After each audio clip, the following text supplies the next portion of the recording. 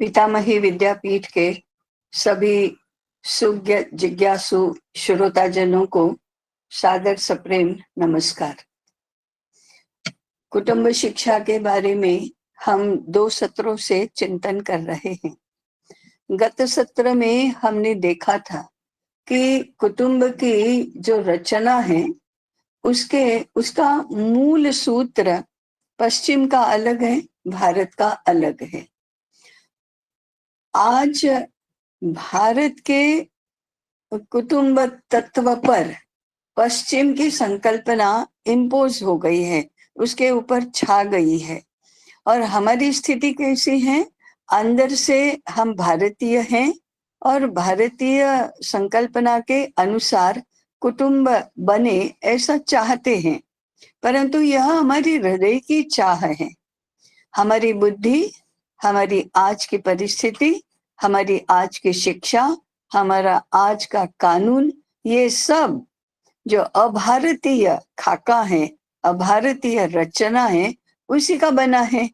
इसलिए सारी व्यवस्थाएं उसी के अनुसार बनी है। तो हम निरंतर संघर्ष में हैं। हमारी बुद्धि और हमारा व्यवहार और हमारी व्यवस्था अभारतीय है। हमारी हृदय की भावना, हमारी चाह भारतीय है।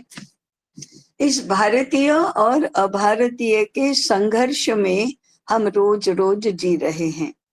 और इन चिंतन सत्रों में इस संघर्ष को कैसे मिटाना और भारतीय चाह, भारतीय हृदय और भारतीय बुद्धि, भारतीय व्यवस्था, भारतीय व्यवहार कैसे बने, यही हमारा विषय है।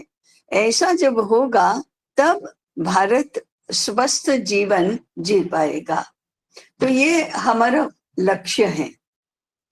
आज के सत्र में हम देखेंगे कि ये कुटुंब रचना, कुटुंब के आंतरिक व्यवस्था क्या है और व्यापक संदर्भ में इसका स्वरूप क्या है, इसकी भूमिका क्या है। हम सब जानते हैं कि विश्व में यदि सर्वाधिक प्राचीन कोई राष्ट्र है तो हम हैं। केवल प्राचीन नहीं तो सुसंस्कृत, ज्ञानवान और वैभवशाली ऐसा कोई राष्ट्र है तो भारत ही है। हमारा 10,000 वर्षों का या उससे भी अधिक दीर्घ इतिहास हम देखें तो वैभव के इतने उदाहरण हमें दिखेंगे, समृद्धि का इतना विस्तृत वर्णन हमें दिखेगा कि हम आश्चर्यचकित रह जाएंगे कि इतनी समृद्धि, इतना वैभव, जबकि विश्व के किसी राष्ट्र का इतना दीर्घ इतिहास तो है ही नहीं। और जो है उसमें भी भारत की तुलना कर सके ऐसी समृद्धि नहीं है। भारत का ज्ञान विश्व समस्त यह मानता है कि विश्व भर में वेद ज्ञान के मूल स्रोत हैं। वेदों खिलो ज्ञान मूलम। तो वो सर्वाधिक प्राचीन ज्ञान का साहित्य है। संस्कृति हमारे यहाँ जो वर्णन मिलता है ऐसा और कहीं नहीं मिलता है। तो सुसंस्कृत, ज्ञानवान, वैभवशाली, कुशल, ऐसा ही हमारा समाज रहा है और हमारा इतिहास इसके अनेक प्रमाण देता है। जरा क्षण भर सोचना चाहिए कि भारत को इतना दीर्घ इतिहास कैसे प्राप्त हुआ। विश्व में कोई राष्ट्र इतनी लंबी आयु वाला नहीं है। काल के प्रवाह में विश्व में अनेक संस्कृतियां, अनेक राष्ट्र जन्मे और काल के प्रवाह में लुप्त भी हो गए। भारत इन सब से पहले भी था और एक के बाद एक जब लुप्त हो गई काल के प्रवाह में राष्ट्र, उनकी संस्कृति समेत, उसके बाद भी आज है, बदला नहीं है। ऊपर से बदला हुआ दिखाई देता है परंतु मूल में से तो बदला नहीं है।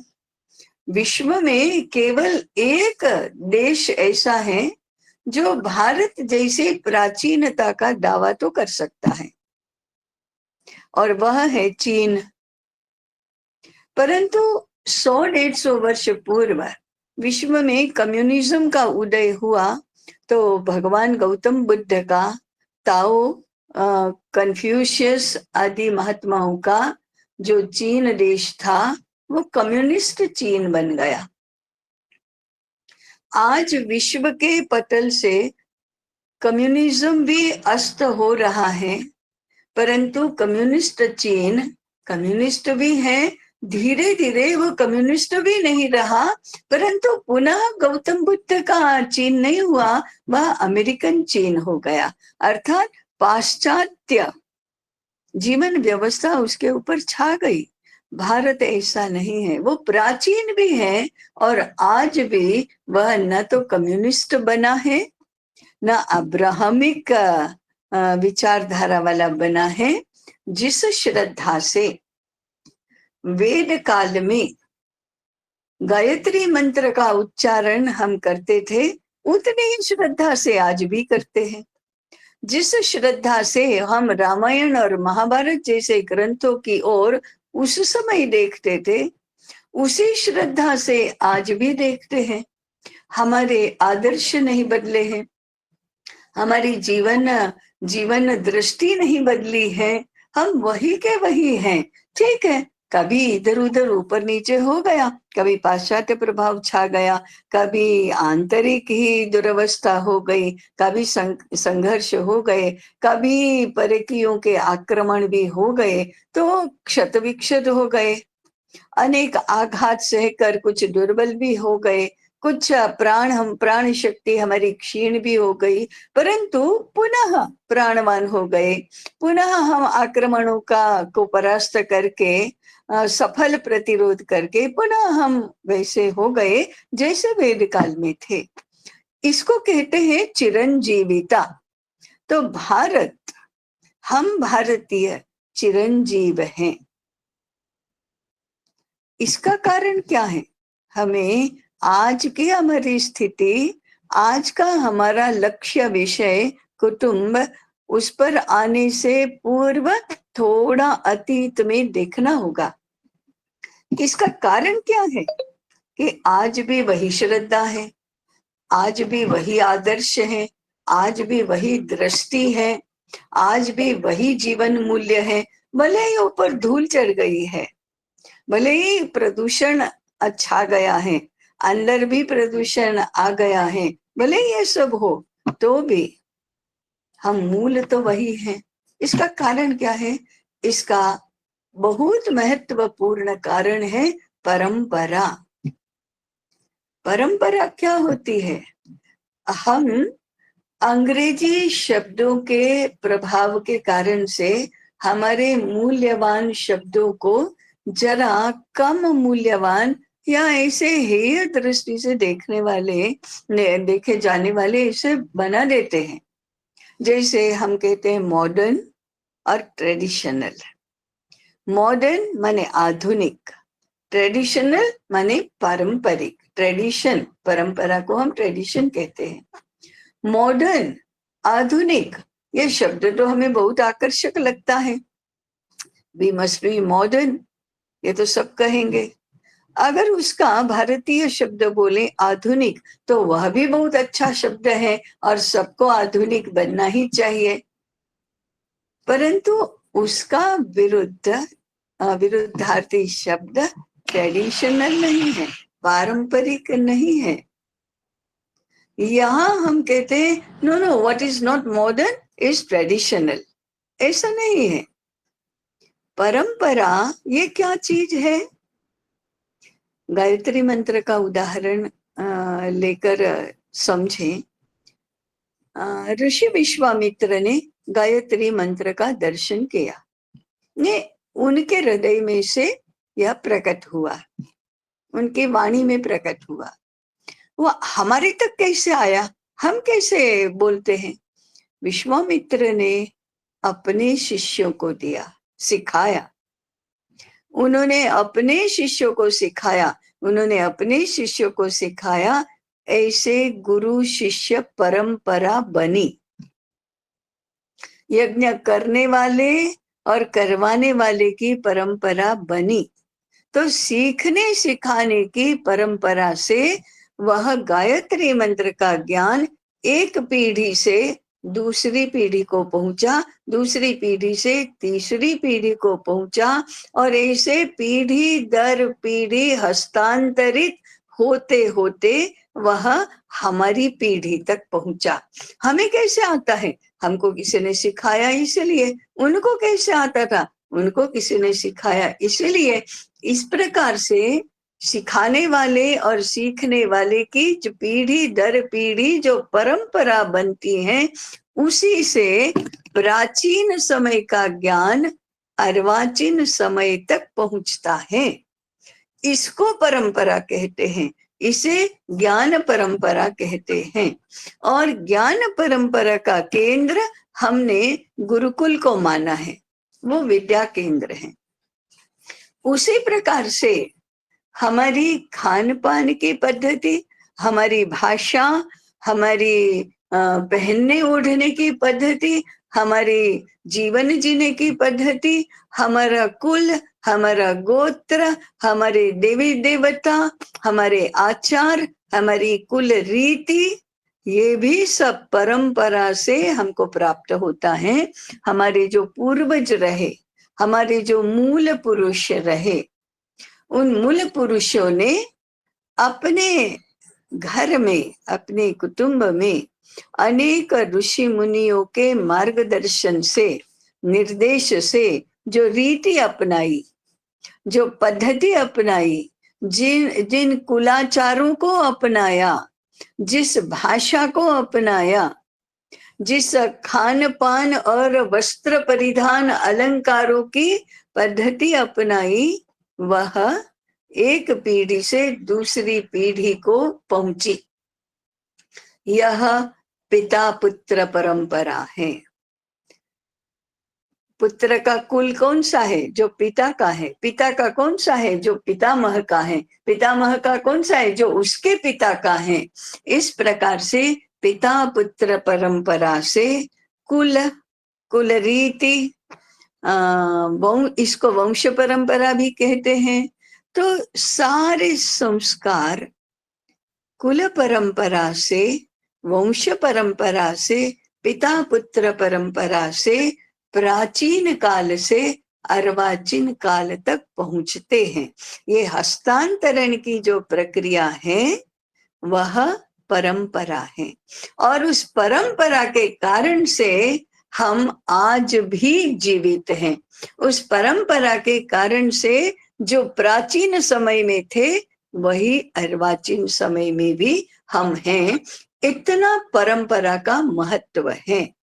इसको ट्रेडिशन कहकर मॉडर्न के विरुद्ध कर देना, इतने मात्र से काम नहीं चलता। ये तो हमारी बुद्धि नहीं चल रही है। हम बुद्धि से विचार ही नहीं कर रहे हैं कि ट्रेडिशन को ऐसे निकाल देने से, ऐसे निष्कासित कर देने से हमें क्या प्राप्त होने वाला है, हमें क्या मिलने वाला है, हम क्या ठीक हो जाने वाले हैं। मॉडर्न, ये इस शब्द के इम्प्लीकेशंस जो हैं वो तो एक स्वतंत्र चर्चा के विषय हैं ही, परंतु मॉडर्न का भारतीय अर्थ करो आधुनिक, तो उसके साथ भी परंपरा को विरुद्धार्थी करके नहीं मानना चाहिए। परंपरा से आधुनिक कैसे होता है, इसको भी एक क्षण विचार करके समझना चाहिए। एक पीढ़ी से दूसरी पीढ़ी को जब ज्ञान, कौशल, रीति, पद्धति, आचार, कुशलताएं, व्यवसाय आदि सब प्राप्त होता है, तो उसमें समय बीतता है। काल का प्रवाह, काल के प्रवाह के साथ वह आगे बढ़ता है। देश काल परिस्थिति बदलती है। एक ही पीढ़ी में इतना समझ में नहीं आता, परंतु 2-3 पीढ़ियां बीतती हैं तो समझ में आता है देश काल परिस्थिति बदली है। तो फिर पूर्व पीढ़ी से जब नई पीढ़ी कुछ भी ग्रहण करती है तो उसका कर्तव्य क्या है, वो कैसे लेना है। जितना दिया उतना सब लिया, ये पहली शर्त है। पिता के पास जितना जितना कुछ है वह सब पिता ने पुत्र को देना और पुत्र ने वह सब ग्रहण करना। ये तो देने और लेने का पहला सिद्धांत है। और कैसे लेना, पूर्ण रूप से लेना, जैसा है वैसा लेना, गड़बड़ सड़बड़ नहीं करना समझने में करने में, जैसा है वैसा लेना, पूर्ण रूप से लेना, शुद्ध रूप में लेना।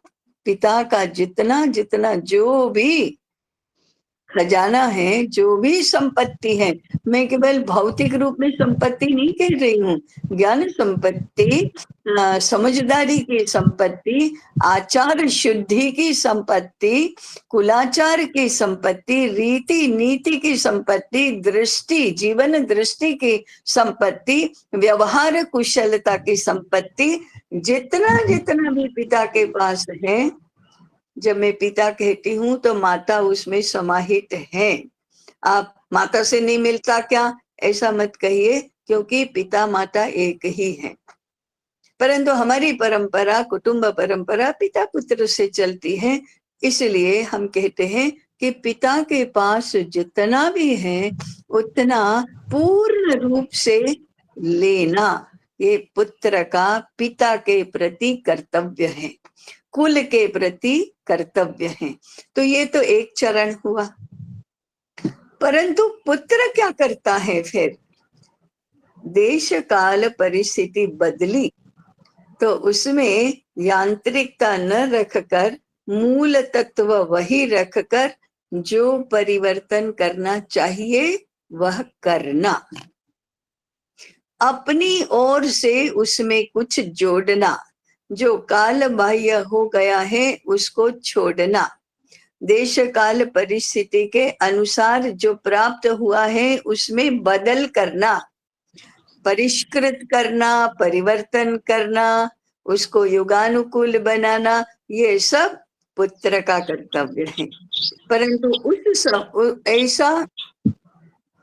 ऐसा परिवर्तन करते समय उसे पिता के प्रति श्रद्धा कम नहीं करना, पिता ने से जो प्राप्त हुआ है उसका मूल तत्व समझना, उसमें परिवर्तन नहीं करना, बाह्य रूपों में परिवर्तन करना, आवश्यक परिवर्तन करना, परंतु शाश्वत मूल्य जो है उनको बिल्कुल नहीं छोड़ना।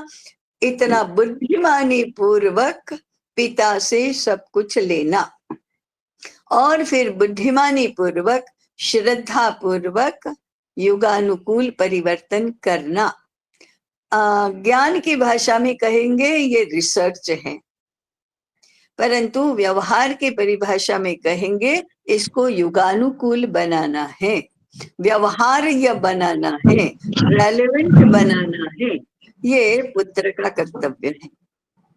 अपनी ओर से जोड़ना, इसको कहेंगे सवाया बनना, पिता से पुत्र को सवाया बनना, ये तो हमारी अच्छी रीत है, अच्छा एक बहुत बड़ा गुण है कि पिता से पुत्र सवाया बनेगा तो ज्ञान में, कुशलता में वृद्धि होगी, संपत्ति में वृद्धि होगी, गुणों में वृद्धि होगी, सभी प्रकार से वृद्धि ही होगी। ऐसे सवाया बनने की परंपरा में हमेशा ज्ञान, कौशल, संस्कार, रीति ये सब वृद्धिंगत होते हैं। तो पिता से मूल प्राप्त करने में कमतरता नहीं रखना एक, और फिर युगानुकूल परिवर्तन करना, ये दो बातें पिता से जब पुत्र ग्रहण करता है तब होती है। ऐसा करके उसको अपने जीवन में स्थापित करना और फिर अपने पुत्र को देना, फिर पुत्र वही करेगा, फिर वो अपने पुत्र को देगा, फिर वही करेगा।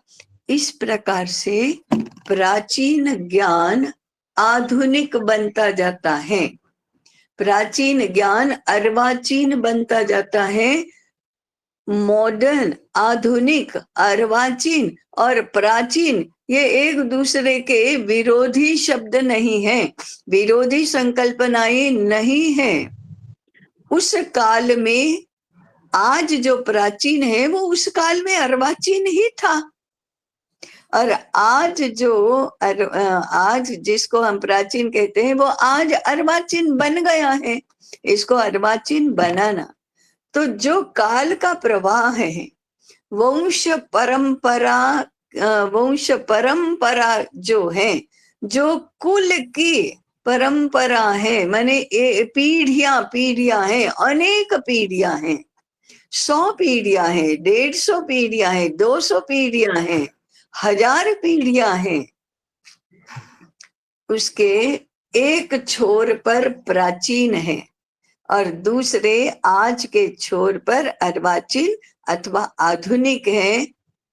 सूत्र तो एक ही है, कुल तो एक ही है, रीति तो एक ही है, मूल्य तो एक ही है, उसमें बदल नहीं हुआ है।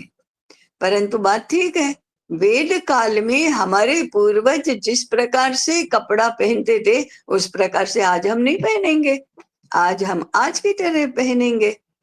उस समय जो रोटी बनाने के उपकरण थे, पात्र थे, वे आज नहीं होंगे। आज हमने बहुत इनोवेशन उसमें किए होंगे। तो परिवर्तन तो होता ही है, परिवर्तन अनिवार्य है, परंतु प्राचीन को ही निरंतर व्यवहार में लाते लाते, उसका मूल तत्व समझते समझते, परिवर्तन करते करते, पीढ़ियों में उसको अर्वाचीन बनाते जाना, यही परंपरा का स्वरूप है। हम परंपरा को समझते ही नहीं, ट्रेडिशनल करके उसको ठंडे बस्ते में डाल दिया। Traditional, no no no, we don't want traditional, we want to be modern.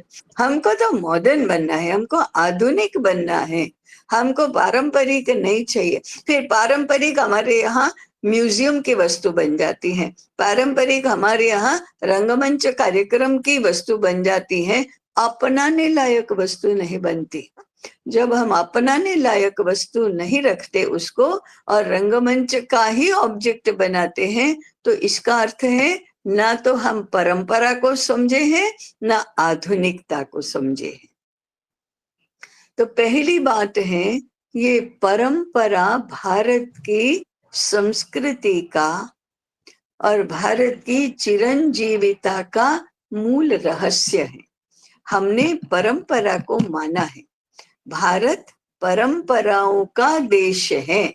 Bharat अपने भूतकाल को हेय नहीं मानता है, भारत अपने भूतकाल का स्मरण करता है, उसमें जो गौरव लेने वाली बातें हैं उन बातों को अपने साथ बनाए रखता है। और भारत इतिहास को, भूतकाल को, इतिहास को इसी दृष्टि से पढ़ता है, इसी दृष्टि से पढ़ता है। किस दृष्टि से? भूतकाल में अनेकों घटनाएं हो गई हैं, उनमें से कुछ प्रेरणादायी है, कुछ गलतियों से सीखने लायक है और कुछ भूल जाने योग्य है। तो विवेक पूर्वक जिन घटनाओं से सीखना है वह सीखो, जिनको स्मरण करके प्रेरणा प्राप्त करनी है वह प्राप्त करो। इसके लिए इतिहास होता है। मैं चलते चलते इतिहास की भी, भारत की व्याख्या क्या है, क्योंकि परंपरा के लिए हमको भूतकाल को तो याद रखना ही पड़ेगा, और भूतकाल की घटनाओं का वर्णन जिसमें है उसी को तो इतिहास कहते हैं। तो इतिहास का भारतीय अर्थ क्या है, भारतीय स्वरूप क्या है? बहुत ही सुंदर श्लोक है। धर्मार्थ काम मोक्षाणाम उपदेश समन्वितम पुरावृत्तम कथारूपम इतिहास प्रचक्षते। किसको इतिहास कहा जाता है? धर्म, अर्थ, काम और मोक्ष का उपदेश जिससे मिलता है, माने जीवन को सर्वांग रूप में यशस्वी बनाने के लिए, समृद्ध बनाने के लिए धर्म अर्थ काम मोक्ष के पुरुषार्थों की संकल्पना हमारे ऋषि मुनियों ने दी। उन चारों पुरुषार्थों का उपदेश जिससे मिलता है, कैसे? पुरावृत्तम, पूर्व में जो हो गई उन घटनाओं का वृत्त पढ़ते पढ़ते, माने पहले एक बार ऐसा हुआ, ऐसा करके जो सुनते हैं। कथा रूपम, इतिहास ये कथा रूप में बताया जाता है। महाभारत कथा है, इतिहास है। रामायण कथा है, इतिहास है। सारे पुराण कथा है, इतिहास है। तो कथा रूपम पुरावृत्तम कथा रूपम इतिहासम प्रचक्षते। तो भूतकाल को, अतीत को स्मरण करना चाहिए। क्यों? रामादिवत वर्तितव्यम न रावणादिवत। राम के जैसा व्यवहार करना चाहिए, रावण के जैसा नहीं। ये उपदेश ग्रहण करने के लिए राम का चरित्र भी पढ़ो और रावण का भी पढ़ो, और कैसा नहीं होना इसका भी उपदेश ग्रहण करो, कैसा होना उसकी भी प्रेरणा ग्रहण करो।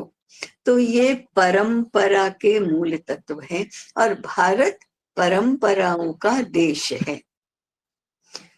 अब ये जो पिता पुत्र परंपरा है, वह कुटुंब के बिना संभव ही नहीं है। ये जो कुटुंब की परंपरा है वही कुल परंपरा है। अब ये पिता पुत्र के माध्यम से भूतकाल से वर्तमान काल तक आती है। क्या क्या आता है? दो शब्दों में कहें तो धर्म और संस्कृति, कला और कौशल, भौतिक संपत्ति, शरीर संपत्ति, स्वभाव, ये सारा का सारा परंपरा से नई पीढ़ी को प्राप्त होता है। इसे पीढ़ियों में बनाए रखने की सर्वाधिक महत्वपूर्ण रचना ये कुटुंब है। यदि कुटुंब नहीं होता तो स्त्री और पुरुष पति पत्नी नहीं होते। नंदिनी आप्टे जी, आपका म्यूट करिए। नंदिनी आप्टे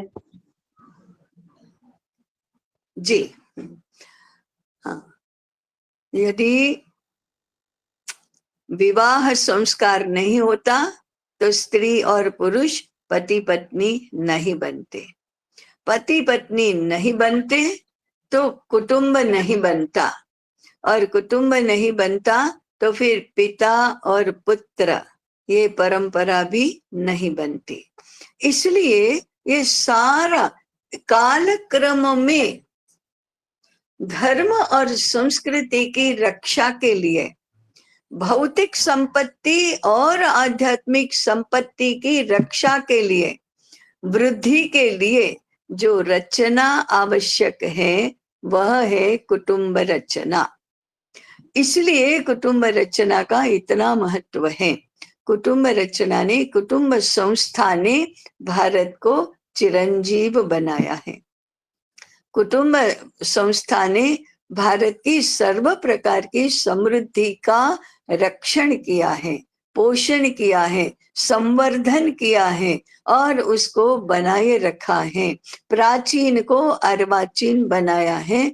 इसलिए कुल परंपरा, वंश परंपरा को खंडित नहीं करना, ऐसा आदेश उपनिषद के ऋषि देते हैं।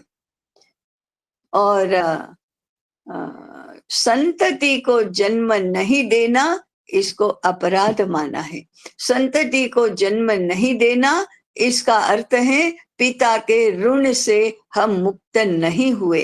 तो ये जो विचार, ये जो संकल्पनाएं निर्माण की हैं कुटुंब संस्था को लेकर, उसका वास्तव में अध्ययन करना चाहिए। वो इतनी अद्भुत है। पूर्व में भी उल्लेख तो आया था, आज भी हमने देखा कि जैसे धर्म और संस्कृति के रक्षण और पोषण और संवर्धन के लिए कुटुंब संस्था की रचना हुई, उसी प्रकार से संपूर्ण समाज को एकजुट रखने के लिए, संगठित रखने के लिए, समरस संबंध निर्माण करने के लिए, सुख सौहार्द से रहने की बात संभव बनाने के लिए भी कुटुंब संस्था ही इतनी महत्वपूर्ण है। इसलिए हमने गत सत्र में देखा था, संपूर्ण समाज व्यवस्था की लघुतम इकाई कुटुंब है। कुटुंब से ही ये समाज रचना शुरू होती है। तो होता क्या है, पूर्व में भी इसका उल्लेख आया था। कुटुंब की कल्पना करके हमारे ऋषियों ने दो मूल जातियों का एक दूसरे के साथ एकात्म संबंध निर्माण करने की युक्ति बनाई। ये मूल जातियां कौन सी हैं? स्त्री और पुरुष। स्त्री और पुरुष एक दूसरे से सर्वथा भिन्न है। हाँ, दोनों मनुष्य हैं, ये बात तो ठीक है, लेकिन स्त्री का स्वभाव अलग, पुरुष का स्वभाव अलग। स्त्री की शक्ति अलग, पुरुष की शक्ति अलग। स्त्री में शक्ति कम है ऐसा कहने का अर्थ नहीं है, अलग है। स्त्री का स्वभाव अलग, पुरुष का स्वभाव अलग। स्त्री का व्यवहार अलग, पुरुष का व्यवहार अलग। परंतु एक में है, वो दूसरे में नहीं है। हाँ, मनुष्य शरीर है, 2 हाथ 2 नाक, 2 हाथ 2 कान, 2 आंखें 2 पैर, ये तो ठीक है। परंतु आंतरिक जो स्वभाव बनता है वो दोनों का अलग है। अब ये दोनों एक दूसरे के पूरक कैसे बने, एक दूसरे के बीच में संघर्ष कैसे न हो, एक दूसरे का शोषण कैसे न करे। स्त्री के शोषण करने की पद्धति आकर्षण की पद्धति है, पुरुष की शोषण करने की पद्धति बल प्रयोग करने की है। अब ये दोनों एक दूसरे का शोषण न करें, ये सब कैसे बने? इसके लिए ऋषियों ने तपश्चर्या के परिणाम स्वरूप जो युक्ति बनाई, उसको जब पद्धति में उतारा तो वह बना विवाह संस्कार। स्त्री और पुरुष को एक साथ रहने के लिए व्यवस्था करके देना और उनको सारे स्वभाव को, मानस को, कौशल को, कृति को सर्व प्रकार से एक दूसरे के पूरक बनाना, उनके मानस में, उनकी बुद्धि में इसका स्वीकार करवाना, ये कम कठिन बात नहीं है। वो उसके लिए बहुत तपश्चर्या की शक्ति चाहिए, तपश्चर्या से प्राप्त ऐसी बुद्धि चाहिए, दूरदृष्टि चाहिए, मूल दृष्टि चाहिए, ये सब चाहिए, तब विवाह संस्कार जैसी संस्था अस्तित्व में आती है। अद्भुत, अगर आप सभी आयामों से देखेंगे तो भारत के विवाह संस्कार जैसी कोई संस्था आपको विश्व में नहीं मिलेगी जो समरस संबंध निर्माण करती है दो अंतिमों के बीच में। तो फिर विवाह संस्कार से एक दूसरे से सर्वथा अपरिचित स्त्री और पुरुष पति और पत्नी बनते हैं और 2 से 1 बनते हैं। ये 2 से 1 बनने की युक्ति समस्त कुटुंब संस्था और समस्त समाज व्यवस्था के केंद्र बिंदु में है, केंद्र रूप है। इसके हमको पता है कि केंद्र होता है, उसका परिघ होता है, उससे सर्कल बनता है। ये सर्कल कितना भी बड़ा होता जाए, कितना भी बड़ा होता जाए, तो भी केंद्र बिंदु तो केंद्र में ही रहता है, वो नहीं बदलता, उसका स्थान नहीं बदलता, उसका महत्व नहीं बदलता। कि बहुना वो केंद्र ही मिट गया तो फिर वर्तुल भी नहीं रहा, परिघ भी नहीं रहा, कुछ व्यवस्था ही नहीं रही। इसलिए केंद्र का महत्व परिधि कितनी ही बड़ी होती जाए तो भी बदलता नहीं है।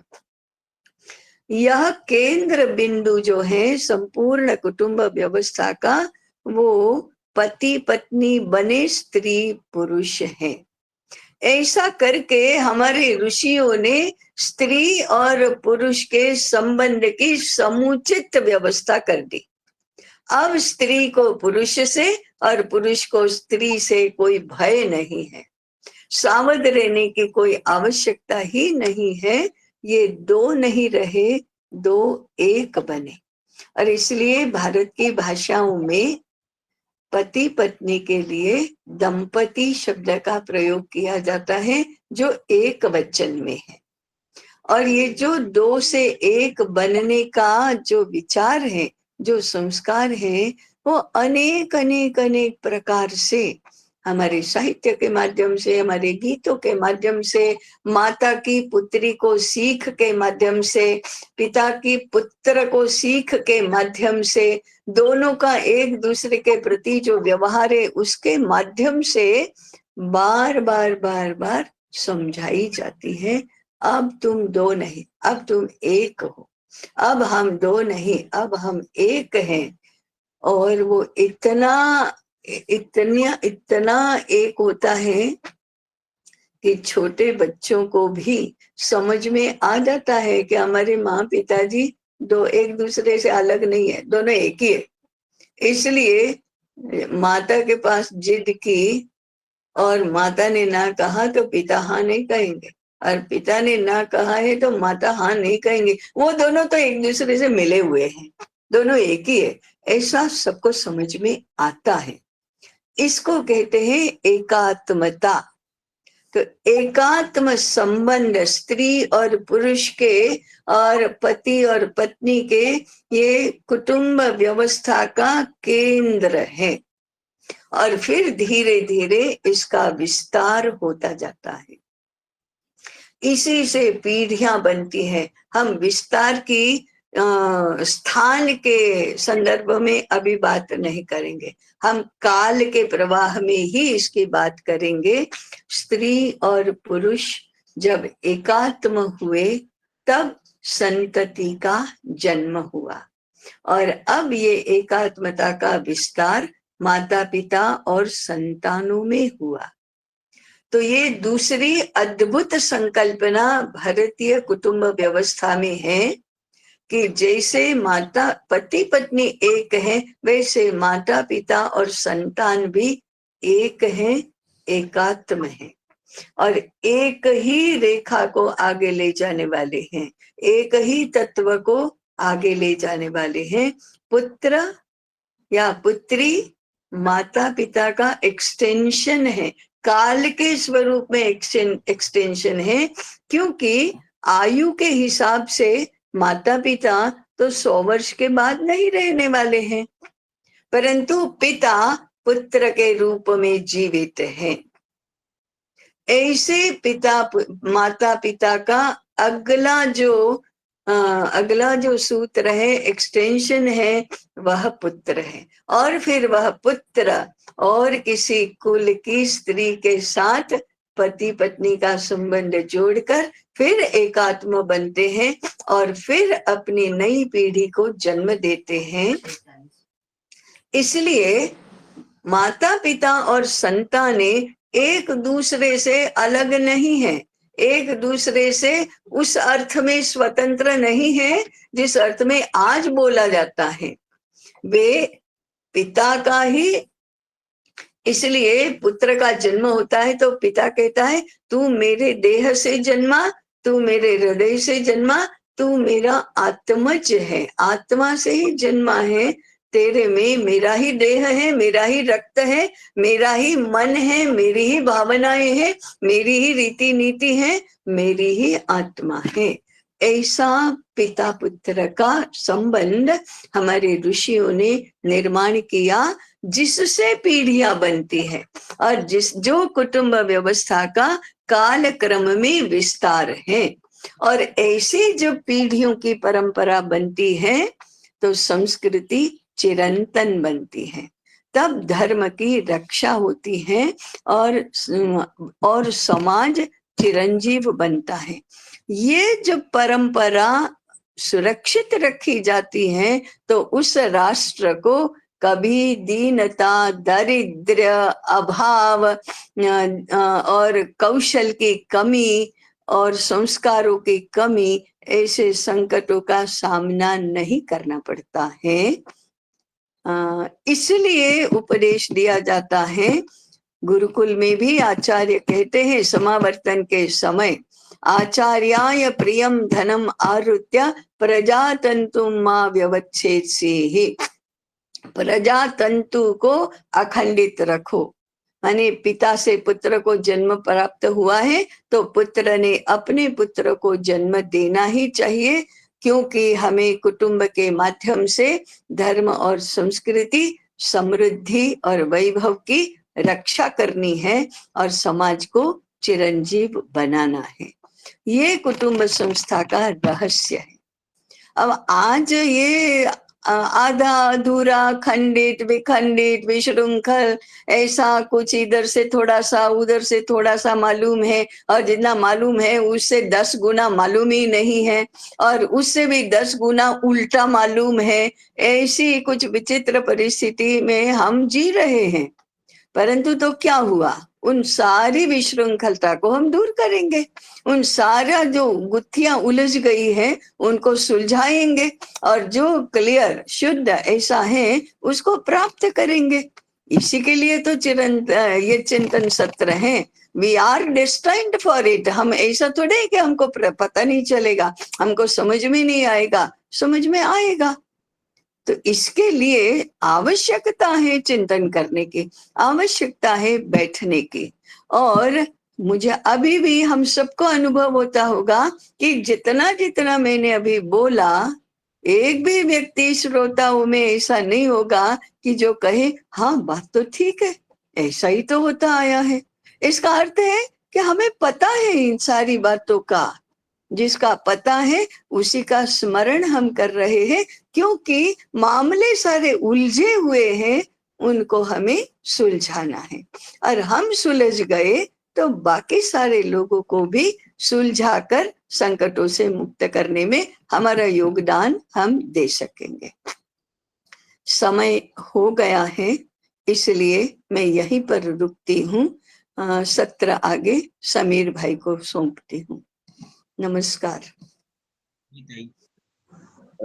अभी ये सत्र प्रश्नोत्तरी के लिए खुला है, तो आपके प्रश्न आप पूछ सकते हैं।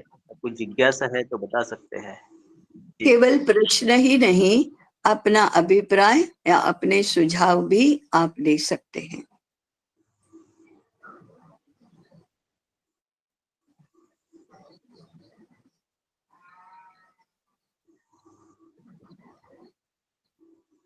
कुछ बातें गले के नीचे नहीं उतरी हो तो वे भी बताने का अवसर है। अनीता, आप पहले आपका नाम बताइए और प्रश्न पूछिए, या बताना चाहते हो बताइए।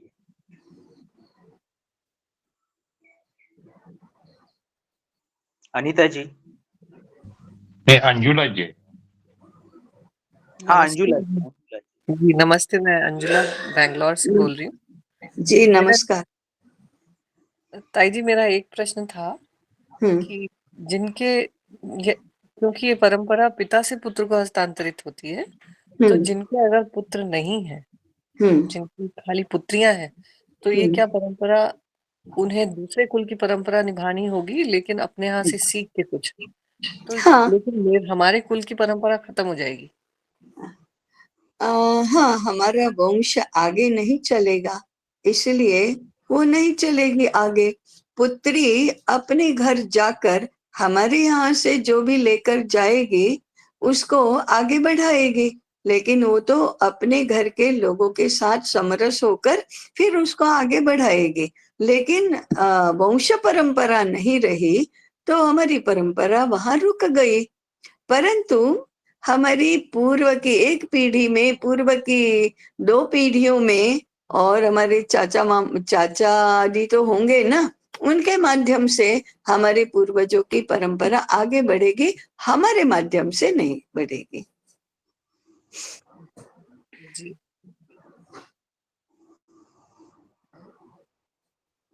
हाँ, काजल बहन आप पूछिए।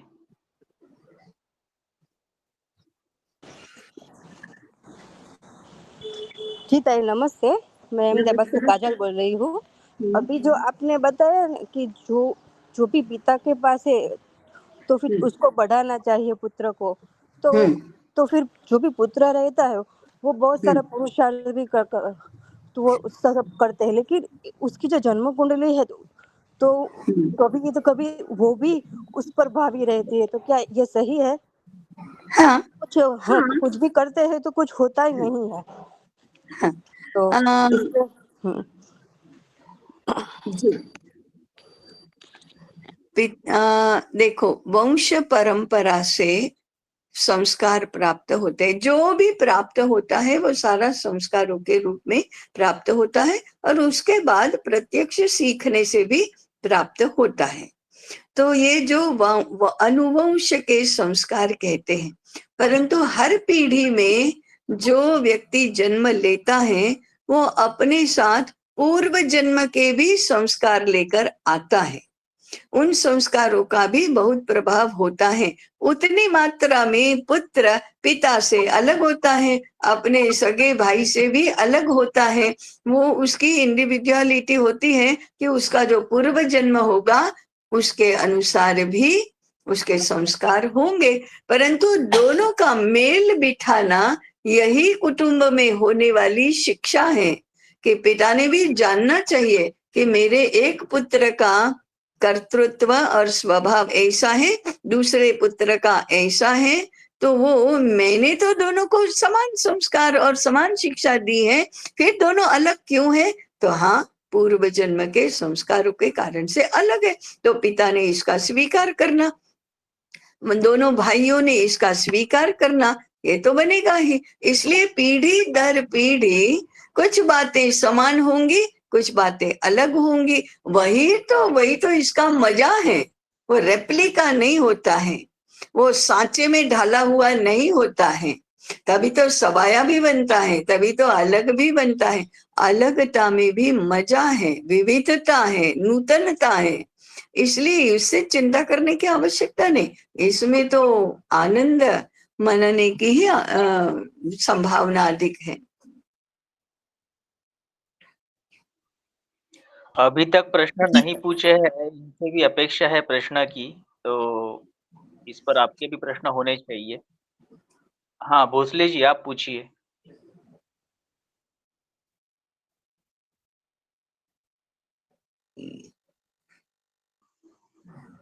भोसले जी।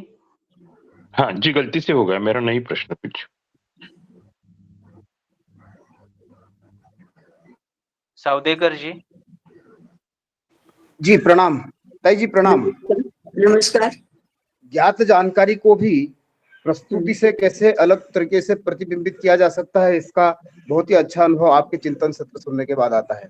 प्रश्न नहीं, एक जिज्ञासा है मन में कि स्त्री पुरुष ये दो जातियों को समाज रचना में बनाने के समय कुटुंब की व्यवस्था जो की है, तो इसमें दोनों के कर्तव्य कार्य क्षेत्रों में कुछ अंतर है, वो स्वभावतः है, उसमें कोई दोष या संघर्ष नहीं है। परंतु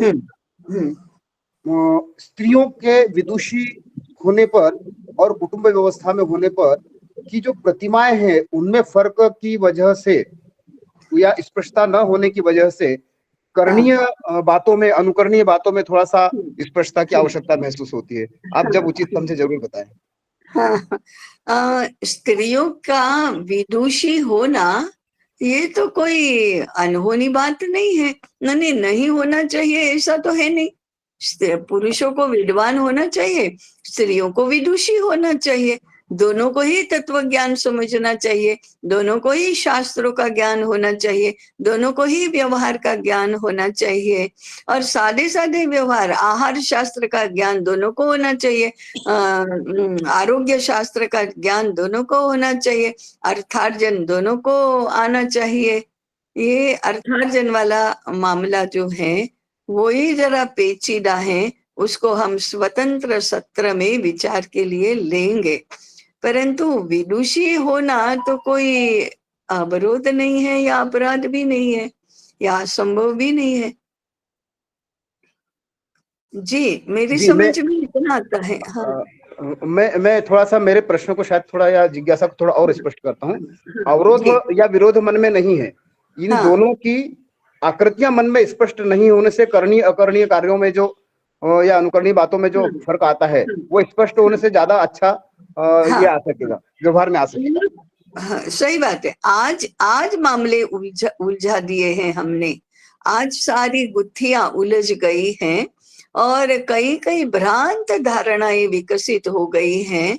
उन भ्रांत धारणाओं के बारे में भी हम कभी स्वतंत्र चिंतन सत्र में विचार करेंगे, क्योंकि ये इतना, जितना कुटुंब संस्था के बारे में पूरे विश्व में विपरीत विपरीत सारा भर दिया है मानस में, उतना तो किसी संस्था के बारे में नहीं होगा। इसलिए इसको अधिक महत्व देकर अधिक स्पष्ट होकर समझना पड़ेगा। और इसीलिए मैं छोटी बातों के लिए भी पूरा सत्र दे रही हूँ। अब ये वंश परंपरा ये कोई बहुत बड़ा विषय नहीं है, फिर भी हमने इतना विस्मृत कर दिया है और इतना उल्टी पद्धति से इसको समझकर स्थापित किया है कि इसको अधिक समय देकर जरा अच्छी तरह से इसको समझना चाहिए। जी, धन्यवाद भाई। हाँ ये हमारे ही उपयोग के वस्त्रों को, पसरे हुए वस्त्रों को तमीज से तह करके रखने के बाद में जो होता है वो आपकी बातें सुनने के बाद में आता है मन में। जी, इसलिए मैंने कहा था कि सभी श्रोताओं को जो अंदर से पता है वैसा ही मैं कह रही हूँ।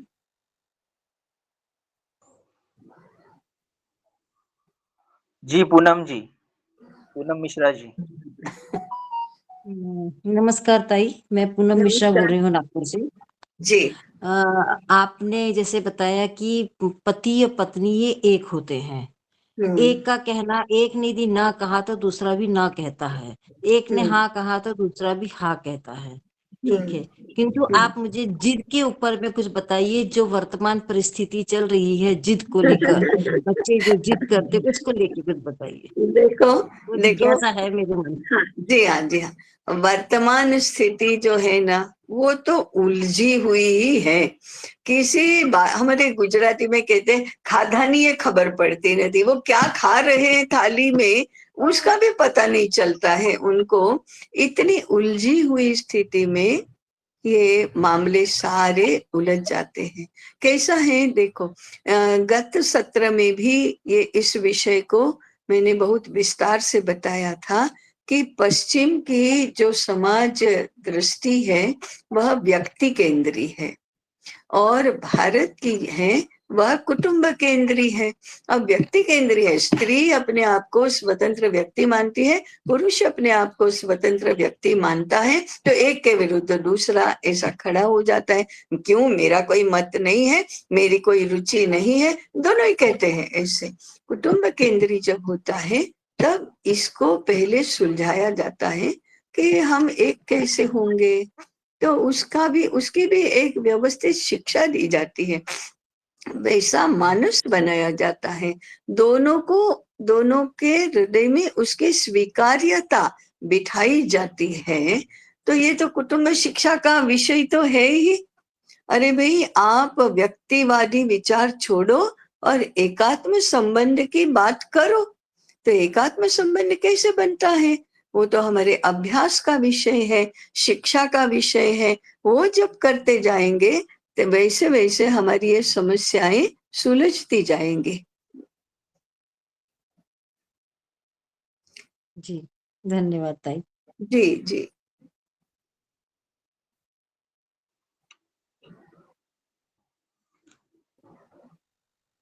ये और एक हाथ अभी, हाँ स्नेहा जी आप पूछिए। जी नमस्ते, मैं देवाशीष रांची से। हाँ जी नमस्कार। ये विषय ये है कि बड़ा अच्छी बात कही ताई ने कि व्यक्ति कुटुंब केंद्रीय हो, शायद कुटुंब समाज केंद्रीय हो और सभी कहीं न कहीं एक धर्म के फ्रेमवर्क में धर्म केंद्रीय होके समुन्नत राष्ट्र की कल्पना करे या आगे बढ़े। बट कालांतर में जिस प्रकार से प्रभाव पड़ा है व्यक्तिवादी होने का, धर्म से विमुख होने का, समसामयिक परिवेश में धर्म के मानक और आदर्शों के दृष्टिगोचर होने के अभाव का, ऐसी परिस्थिति में वो जो फ्रेमवर्क ही है वो ही कहीं न कहीं डावाडोल है और उसके अवयव भी डावाडोल है। ऐसे में पुनर्स्थापना ताई मार्ग कैसे दिखता है? आपने बताई वो स्थिति ऐसी ही है और बहुत अधिक ये सारा अनवस्थ हो गया है, सारा अपने स्थान से हिल गया है। जैसे कोई भूकंप आता है तब बहुत अच्छी तरह से बनाया हुआ भवन भी गिर जाता है और सब इधर उधर हो जाता है। सामग्री तो वही है ना जिससे वो भवन बना था, अब उसका वो टूट फूट गया और सब बिखर गया, रहने लायक नहीं हुआ। ऐसे हमारी सारी व्यवस्थाएं पाश्चात्य शिक्षा और पाश्चात्य दृष्टि के आक्रमण के कारण से तहस नहस हो गई है। सामग्री वही है, स्त्री पुरुष वही है, खाना पीना वही है, सब कुछ सामग्री तो वही है, परंतु अवस्था बदल गई, उसकी अव्यवस्था, अनवस्था, अराजक सब विशृंखल हो गया है। तो इसको सुलझाना, उसको सही करना, नई सामग्री से नया भवन निर्माण करना, तो सामग्री तो वही के वो ईंट, रोडे, पत्थर, सीमेंट, वो मिट्टी, वो सब तो वही के वही होगा, परंतु उससे रचना बनाना ये आवश्यक है। अब ये कैसे होगा? तो आज के आज तो नहीं होगा, वो धीरे धीरे होगा, धीरे धीरे, परंतु सुनिश्चित क्रम से और सुनिश्चित पद्धति से होना जरूरी है, नहीं तो 100 वर्षों में भी नहीं होगा। इसलिए योजना बनाना, स्ट्रैटेजी बनाना, चिंतन विकसित करना, चिंतन को शुद्ध करते जाना, चिंतन को परिपक्व करते जाना, ये सब जरूरी प्रक्रिया होती है। और इसलिए हमने ये चिंतन सत्र शुरू किया है कि पहले आइडेंटिफाई द प्रॉब्लम, अरे समस्या क्या है उसको तो जानो, हम क्या पुनः स्थापित करना चाहते हैं इसको तो जानो, पहले ये जानो, फिर वो करेंगे कैसे, इसकी प्लानिंग बनाओ, इसकी स्ट्रेटेजी बनाओ, तो फिर उसकी समयावधि तय करो, हाँ एक उसका क्रम तय करो, ये सारा जो प्लानिंग है वो होता है। अब ये प्लान कैसे होता है? ये कोई भी संकल्पना है, कोई भी व्यवस्था है या कोई भी पद्धति है, पहले हृदय में जागृत होती है, उसके बिना तो वो होता नहीं। फिर मस्तिष्क में माने बुद्धि में उतरती है, तो बुद्धि में वह स्पष्ट होती है। हृदय में तो अनुभूति होती है कि अरे हाँ ये सब ऐसा गड़बड़ सड़बड़ सब ऐसा बदलो, ऐसा होना चाहिए, ऐसा होना चाहिए, अनुभूति होती है। तो बुद्धि में वह स्पष्ट होती है, उसके बाद वह कागज पर उतरती है और उसके बाद भूमि पर उतरती है। किसी भवन का प्लान बनाते हैं, नक्शा बनाते हैं, तो यही होता है ना, हमारे हृदय में एक इच्छा निर्माण हुई, चाह निर्माण हुई और एक कल्पना निर्माण हुई कि हाँ हाँ हमको ऐसा भवन चाहिए, ऐसा भवन चाहिए, ऐसा भवन चाहिए। फिर वो बुद्धि में स्पष्ट होता है, इतने कमरे चाहिए, इतने बड़े चाहिए, इस दिशा में चाहिए, उस दिशा में चाहिए, ऐसे प्लानिंग पहले बुद्धि में होता है, फिर कागज पर होता है और टेक्स्टरसली बहुत छोटी छोटी बातों का भी समावेश करके फिर प्लानिंग कागज पर होता है, फिर उसमें कौन सा मटेरियल उपयोग में आएगा, कितना समय लगेगा, कैसे क्रम बिठाएंगे, ये सब कागज पर होता है। और फिर जैसा कागज पर होता है वैसे भूमि पर उतरता है। तो हृदय से लेकर भूमि तक की यह यात्रा कुछ समय लेती है, और वो समय में लगे रहने से होती है, छोड़ देने से नहीं होती। तो धैर्य तो रखना होगा, और क्रमशः सारा धीरे धीरे करके ऐसे अनफोल्ड होता जाएगा। हमारी समझ अनफोल्ड होते जाना ये बहुत आवश्यक है। अब आज के जमाने में सब कुछ जल्दी चाहिए तो नहीं मिलेगा, जल्दी तो नहीं होगा।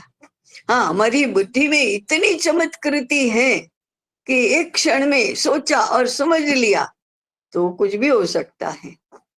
जैसे बहुत लोग ऐसी कथाएं सुनिए ना, एक रात में सात मंजिल की इमारत बना दी।